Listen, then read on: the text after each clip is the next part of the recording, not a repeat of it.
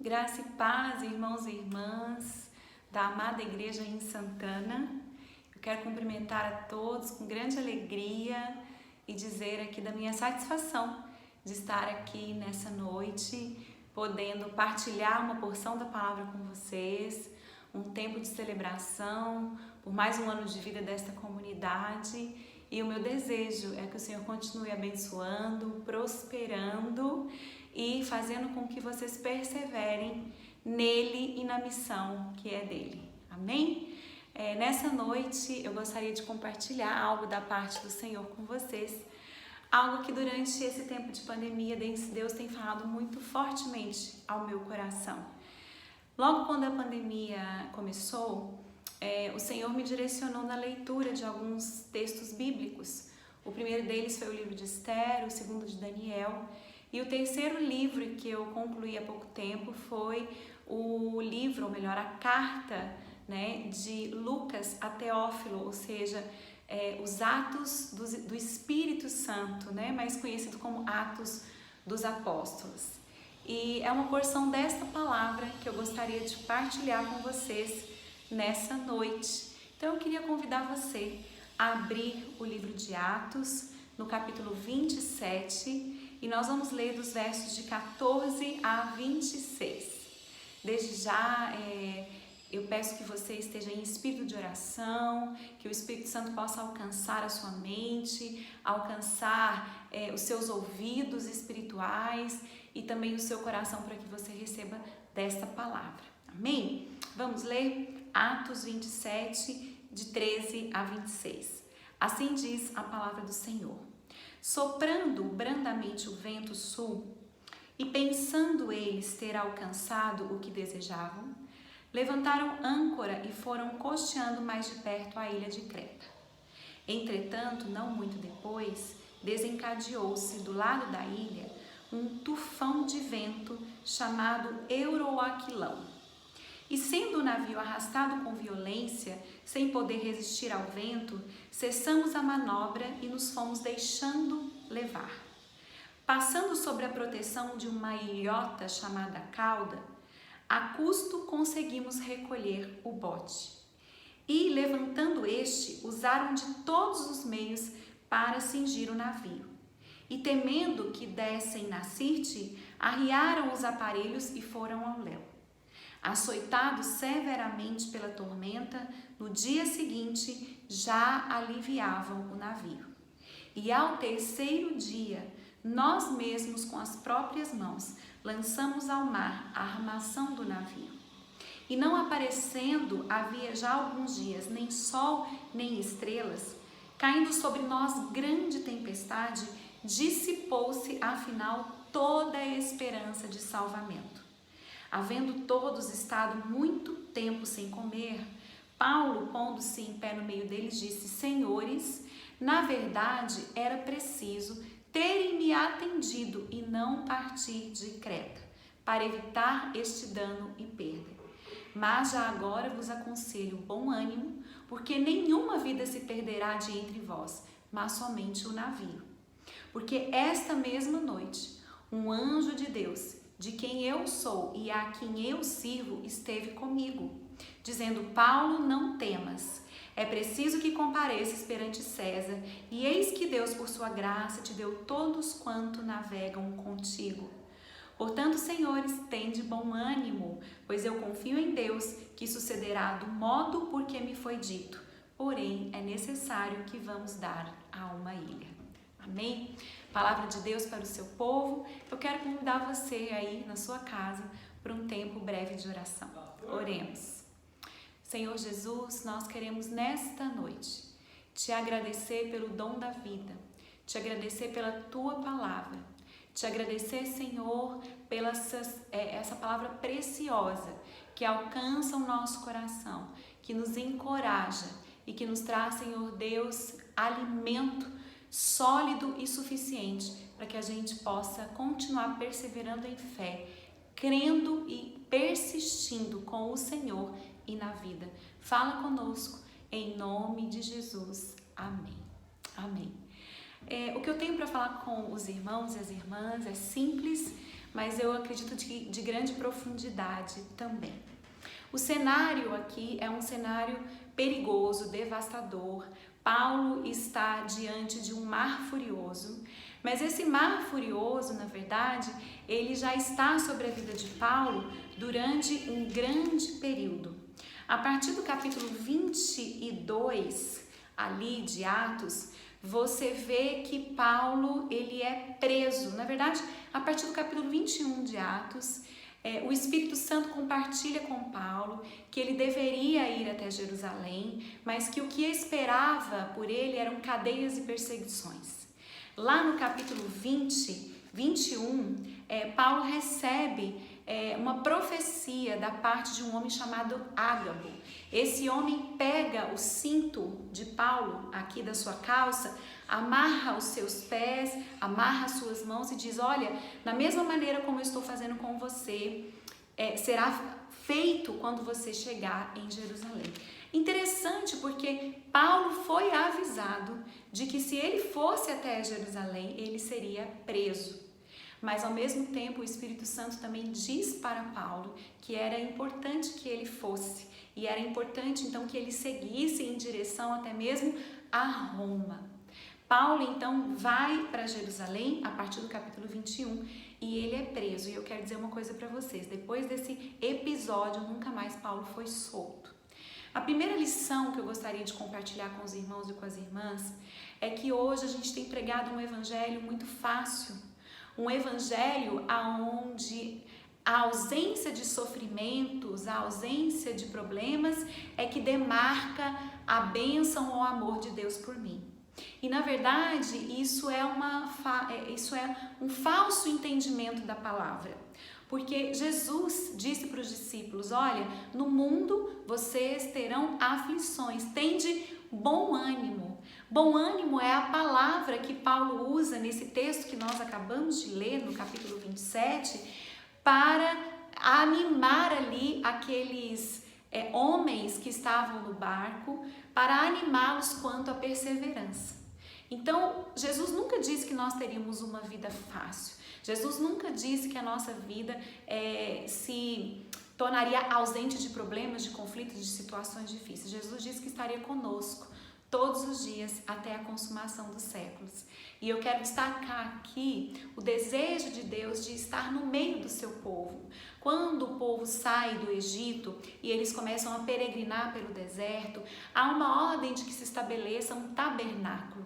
E esse tabernáculo, ele representa a presença de Deus no meio do povo de Israel.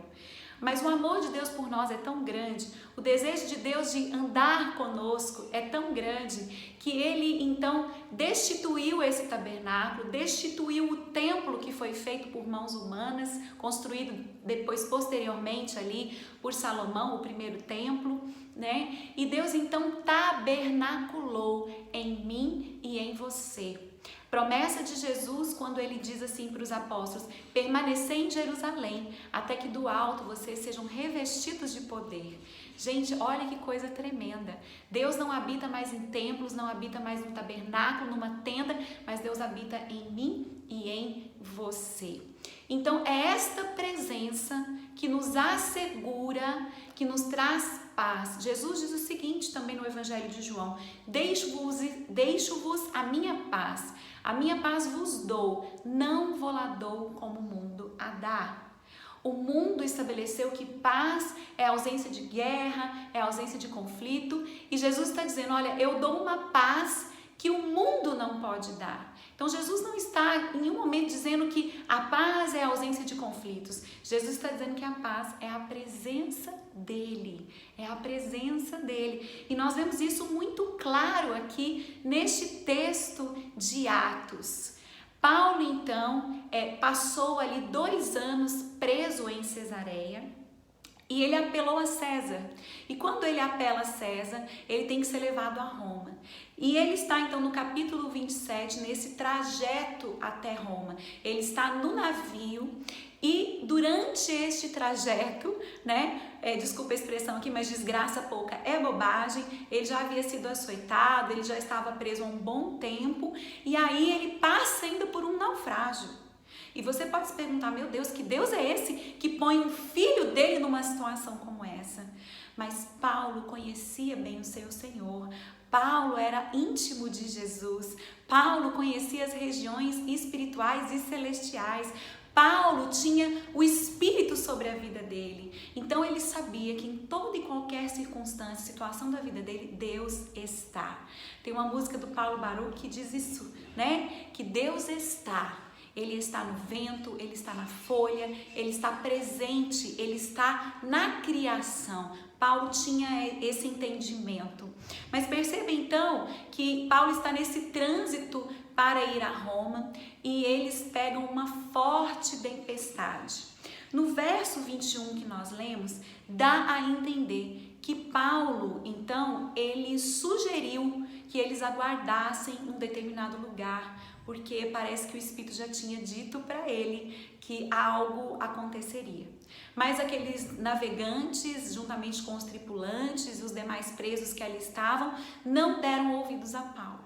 Então eu quero compartilhar com vocês algumas das lições desse texto para nós. Num tempo desse de aniversário, num tempo onde temos vivido dias difíceis por conta da pandemia, mas aonde exige de nós coragem, perseverança e confiança no direcionamento de Deus. Paulo, então, ele diz o seguinte: olha, senhores, na verdade era preciso que vocês tivessem me atendido e não terem partido de Creta. Então, a primeira coisa que eu gostaria de compartilhar com vocês a respeito deste texto específico é que nós devemos dar ouvidos a bons conselhos. É bom nós termos bons amigos e pessoas próximas a Deus que possam nos alertar, que possam nos prevenir das possíveis dificuldades que nós venhamos a passar na nossa vida. Muitos dos problemas que nós passamos são por conta da nossa rebeldia, da nossa desobediência e por conta de coisas que nós mesmos ocasionamos. Paulo havia dito para aqueles homens, e se você olhar no verso 37 do capítulo 27, você vai ver que ao todo haviam 276 pessoas naquele navio. Paulo avisou a essas 276 pessoas que era necessário eles permanecerem um tempo maior em Creta, mas ninguém lhe deu ouvidos. Então, o primeiro convite que eu quero fazer para você nessa noite é: não ande sozinho e dê ouvidos para aquele e aquela que te ama. Dê ouvidos à voz do Espírito, dê ouvidos ao mover do Senhor na sua vida. Não fique endurecido, não fique rebelde. Siga conselhos bons e confie que nesses conselhos há um cuidado, há um amor de Deus pela sua vida. Bom, esse conselho não foi seguido e Paulo, então, juntamente com todo aquele navio, passou ali alguns dias bem difíceis. O texto diz no verso 18 que nós lemos que eles foram açoitados severamente pela tormenta. E eles tiveram então que começar a jogar as coisas para fora do navio, para manter o navio estável, para que eles não viessem a naufragar. Então, eu estou falando aqui de um momento muito difícil, de uma circunstância de morte. No verso 20, Paulo diz que já havia dias que eles não viam nem o sol e nem as estrelas, caindo fortíssima tempestade. Então, gente, eles estavam no meio do oceano, indo em direção a Roma e nem sabiam mais que dia que era da semana. Tamanha força do vento, tamanha força da tempestade. E aqui então nós temos algo maravilhoso, que o texto diz no verso 20 que toda a esperança de salvamento foi perdida. E é aqui que o poder de Deus começa a operar. A segunda coisa que eu quero compartilhar com vocês a respeito desse texto é que a maioria de nós acha que tem o controle de alguma coisa. A maioria de nós se acha dono de cada passo, de cada circunstância da nossa vida, mas isso é uma falsa aparência. O Covid, esse ano, veio para provar que a humanidade é frágil, que os nossos planejamentos são frágeis e que há um Deus que está assentado no alto e sublime trono. Ele governa todas as coisas. E nós então precisamos nos submeter ao governo de Jesus sobre as nossas vidas. Então, quando você perder todas as forças, quando você achar que você não dá conta mais, aí o Senhor vai se manifestar. Paulo escreve: quando eu sou fraco, é que eu sou forte, porque o poder de Deus se aperfeiçoa na minha fraqueza. Que coisa linda! A nossa força está no Senhor e não no nosso braço, não no nosso controle. Eu não estou dizendo aqui, meu irmão, minha irmã, que você não deva ter um planejamento de vida, que você não deva liderar a sua vida, que você não deva sonhar, que você não deva se organizar. O que eu estou dizendo é que todas essas coisas, elas devem estar submissas debaixo do senhorio de Deus. A palavra de Deus em Colossenses diz que Cristo é o cabeça do corpo da igreja. Nós precisamos entender que nós somos uma engrenagem conectada a um cabeça. E a cabeça é quem governa, é quem direciona. Então, os nossos planos podem ser traçados, o nosso coração pode fazer planos, mas a resposta certa vem dos lábios do Senhor. Então, primeira coisa que eu falei para vocês é que vamos ter aflições no nosso mundo, não nos enganemos. A primeira coisa deste texto de Atos que eu também falei é que nós devemos ter conselheiros, nós devemos dar ouvidos a pessoas que nos amam, não devemos ser rebeldes a esse tipo de conselho. E a terceira coisa que eu estou falando com vocês neste momento é que Deus está presente na tempestade. E quando nós achamos que não há mais força, quando nós achamos que não damos mais conta, vem o Senhor e nos manda socorro. E isso aconteceu através da vida de Paulo, com uma visitação celestial. Olha o que o verso 22 diz: agora vos aconselho bom ânimo. Olha a palavra de Paulo sendo a mesma palavra de Jesus, tem de bom ânimo, bom ânimo. Bom ânimo quer dizer força, coragem, não se desespere, né? Prossiga, vá em frente, né? Porque ele diz assim: vos aconselho bom ânimo, porque nenhuma vida se perderá de entre vós, mas somente o navio. O que eu quero dizer é que às vezes nós nos apegamos às coisas, aos bens materiais, e nos esquecemos de que aquilo que é primordial, aquilo que é o mais importante para o Senhor é a minha e a sua vida. Em 1999, quando eu ingressei no meu ministério missionário, que depois se tornou um ministério pastoral, porque o meu chamado primeiro foi um chamado missionário, então durante 3 anos eu fui missionária da Jocum, e eu tenho uma alegria muito grande de dizer que eu faço parte de uma família missionária. Eu tenho irmãs missionárias na Índia, no sertão do Maranhão, irmã que foi missionária na África, e o meu coração ele pulsa por missões. Eu acredito que o evangelho ele tem que ser espalhado sobre toda a terra. Mas em 1999, logo quando eu comecei o meu ministério, o Senhor me deu uma palavra em Isaías 1:19, que diz assim: se quiserdes e me ouvirdes, comereis o melhor dessa terra. No início deste ano, com toda essa loucura que nós vivemos de pandemia, eu estava no meu momento devocional de oração, quando Deus assim disse para mim: Laura, você sabe o que é o melhor dessa terra para mim? E eu falei: não, Senhor, eu não sei. E aí ele me fez visitar novamente esse texto: se quiserdes e me ouvirdes, comereis o melhor dessa terra. E o Espírito Santo falou comigo: o melhor desta terra para Deus são as pessoas. São as pessoas. Deus não precisa de ouro, não precisa de prata, Deus não precisa de perfume, Deus não precisa, meu irmão, minha irmã, nem sequer da natureza. Somos nós que precisamos disso. Deus criou o mundo como um presente para o homem, mas Deus criou o homem, criou a mim e a você para Ele.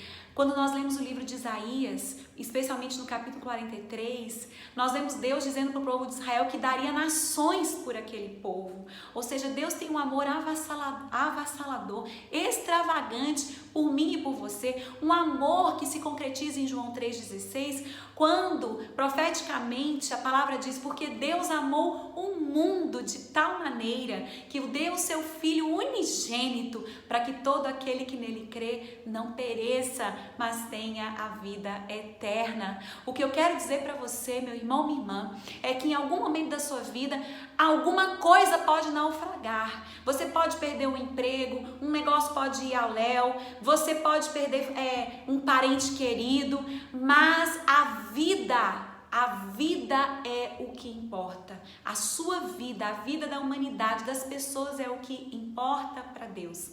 Muitas vezes Deus permite que coisas, empregos, situações, bens se esvaiam da nossa vida para que Ele possa ser o Senhor, para que os ídolos no nosso coração sejam destronados. Então, neste momento, olha o que o Espírito diz ali através da visitação de um anjo para Paulo: não temas, porque nenhuma vida vai se perder, apenas o navio. E a pergunta que eu faço para você é: qual é o navio que você tem que deixar naufragar para que a sua vida possa fluir em direção ao que Deus tem para você? Nós nos acostumamos muito fácil a uma zona de conforto, mas às vezes Deus vai sacudir o nosso barco, às vezes Deus vai permitir uma tempestade para que a gente possa depender mais dele, para que a gente possa confiar mais nele, para que a gente possa ir além com ele. Paulo é visitado por um anjo. O que eu quero dizer para vocês é que em tempos de tempestade, Deus provê do sobrenatural. Creia nisso, meu irmão e minha irmã da Igreja de Santana. Em momentos de grande dificuldade, Deus não nos abandona. Quanto maior a tempestade, maior a presença do Senhor. Quanto maior a dificuldade, maior a provisão de Deus sobre as nossas vidas, porque Ele é um Deus bom. A prova disso está no momento em que Jesus passa 40 dias e 40 noites no deserto. E quando Ele já estava ali, sem condições mais de se sustentar fisicamente, a palavra diz que os anjos foram o socorrer. Deus é aquele que nos socorre com anjos, nos socorre com provisão, nos socorre com a sua presença, ainda que em meio ao caos, a tempestades e a dificuldade. O que eu quero dizer para você, meu irmão, minha irmã de Santana, é que esse ano Deus tem falado como Ele nunca falou. Esse ano Deus tem se manifestado como Ele nunca se manifestou. Então abra os seus olhos espirituais, abra o seu ouvido, abra o seu coração, peça socorro ao Senhor. Ele virá, porque Ele tem prazer em socorrer os seus filhos. E por último, queridos, eu quero destacar que às vezes tempos difíceis, como o que nós temos passado, nos levam exatamente no lugar aonde Deus gostaria que nós estivéssemos. Após o naufrágio completo daquele navio, Paulo, juntamente com esses 276 tripulantes, é acolhido numa ilha chamada Malta. E nesse lugar, eles vivem mais alguns milagres. Isso está no capítulo 28. Quando eles estão se aquentando ali, após o naufrágio, em volta de uma fogueira, uma víbora pica Paulo. E Paulo sacode e lança no fogo. E aqueles homens de Malta falam: esse homem é amaldiçoado porque uma víbora o picou. Mas a verdade é que nada de mal aconteceu a Paulo por aquela picada. E aqueles homens então olharam e falaram: gente, esse homem, ele é filho dos deuses, esse homem tem algo sobrenatural. E o prefeito, daquela cidade, na verdade no verso 7 do capítulo 28, diz que um principal da ilha chamado Públio recebeu e hospedou aqueles homens e juntamente Paulo na sua casa. E aconteceu que ali estava enfermo de desinteria e febre o pai desse Públio. Paulo então foi visitá-lo e orando impôs as mãos e o curou. E muitas outras pessoas vieram e também foram curados. E por isso eles foram reconhecidos como homens de Deus e também foram supridos. Eu quero destacar aqui que o texto diz que por 3 dias Paulo ficou sem distinguir o sol, sem distinguir a noite ali.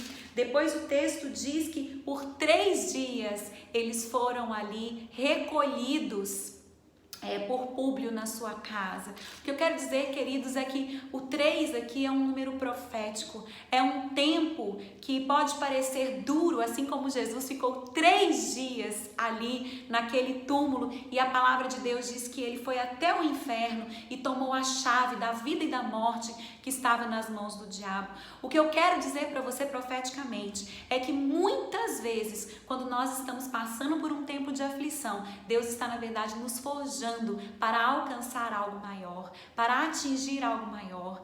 Paulo, então, mesmo tendo naufragado, ganhou aquelas 276 pessoas para Jesus, ainda pôde anunciar Jesus na ilha de Malta, pôde ganhar aquele homem, aquele Públio, o seu pai, um principal, ou seja, aquela ilha foi revestida pelo Evangelho. E se Paulo não tivesse naufragado, e se Paulo não tivesse perseverado na tempestade, se Paulo não tivesse crido, o Evangelho não tinha se estendido a todas aquelas pessoas.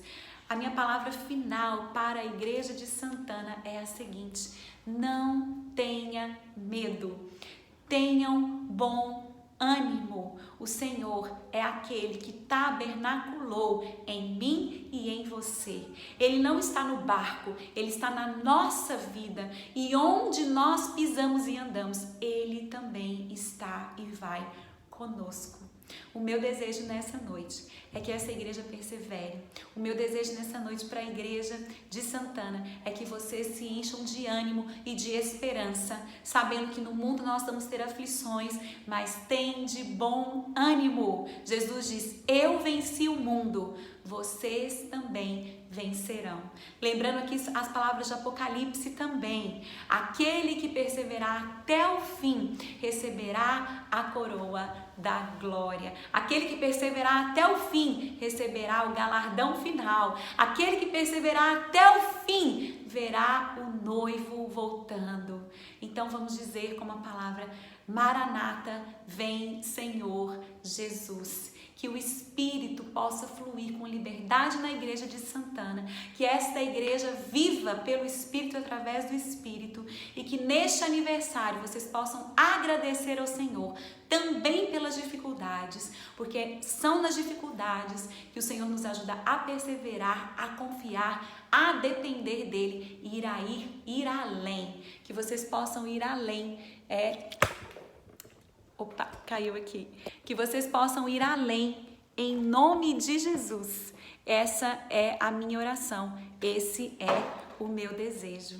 Vamos orar para a gente encerrar. Me perdoe aí esse finalzinho, né? A gente empolga. Eu estou gravando aqui para vocês, mas que o Senhor abençoe, que o Senhor alcance, que o Senhor traga realmente um tempo novo de esperança, de ânimo para a igreja de Santana. Oremos. Pai, muito obrigada, é um privilégio para mim poder trazer esta palavra nessa noite para esta comunidade.